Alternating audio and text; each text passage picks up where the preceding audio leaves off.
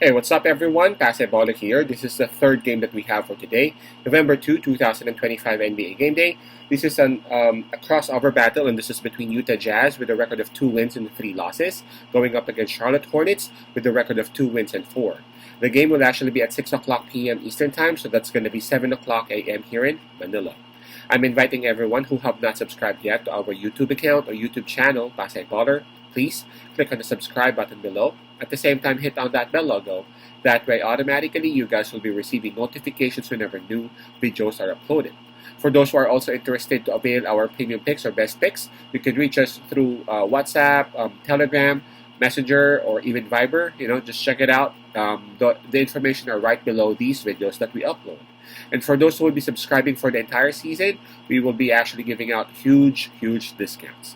Now let's get into the game. As we speak, the spread that is given is minus 1.5, and that's given towards Charlotte Hornets. Charlotte Hornets, by the way, they are ranked number 12 in the Eastern Conference with 2 wins and 4, while for Utah Jazz, they are at number 11 in the West with 2 wins and 3. Alright, so Charlotte Hornets, they would be having the home court advantage on this. In terms of momentum, well, we can skip that part. Both teams have been losing. Utah Jazz are in back-to-back losses, while for Charlotte Hornets, they are on a 3-game losing slump. Now, in terms of fatigue, well, both teams are coming off rest. Now, let's go and check on health and availability. Hold up.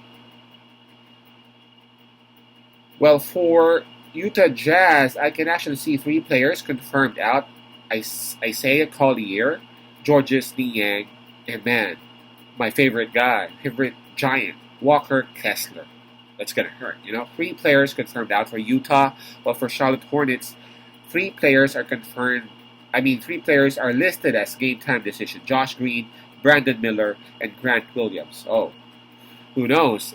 Maybe at least one of those 3 would play, or maybe even 2. That should surely help Charlotte. But right now, we got to give some advantage towards Charlotte Hornets due to the fact that the statuses of those 3 is game time decision. So anytime they can actually play if their doctors or the coaches seem good to go. All right, now this is gonna be tricky again. Minus 1.5 for Charlotte Hornets. Man, Utah Jazz even has a better rank. 2 wins and 3.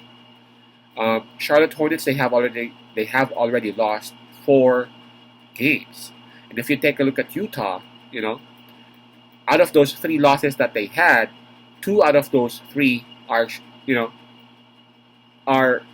1 possession games. One was a 1-point loss against Sacramento Kings.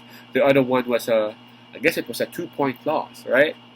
When Filipowski tried to miss the free throw, and, so that they can force an OT. You remember that? You remember that shit?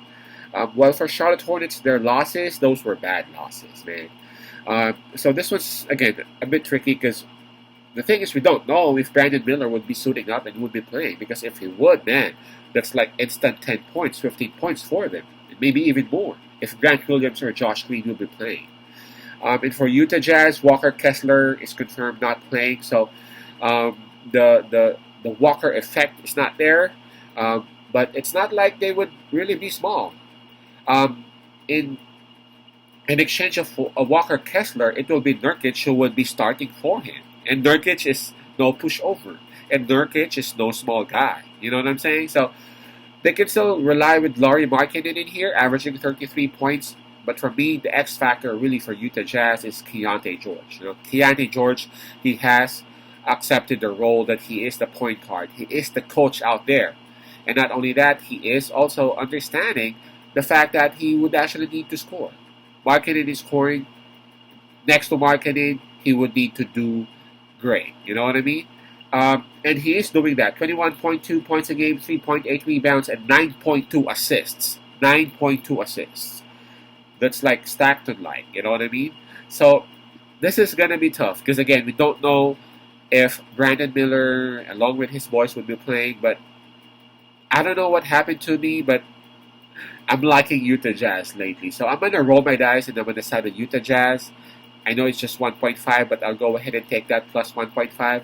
I'm looking at the defense of Charlotte Hornets. I don't see anyone who can really stop Lauri Markkanen on this. So don't be surprised if he would have another like 40-point performance. Again, my pick would be Utah plus 1.5. Peace out. Pasay love and God bless.